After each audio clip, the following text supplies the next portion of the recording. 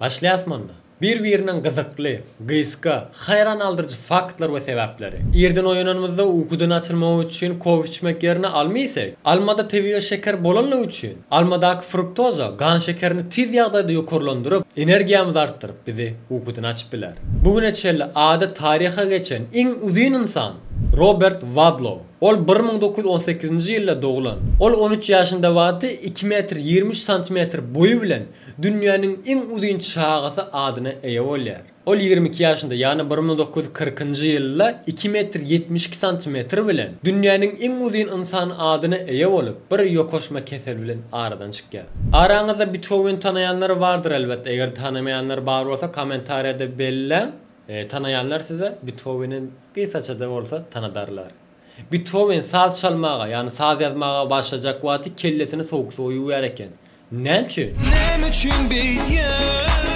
Kellemiz soğuk soğuýanymyzda beynimizin gan akışynyň tezligini ýokarlandyrýar. Gahary gidirip bilýär, konsentrasiýany azaldyp bilýär.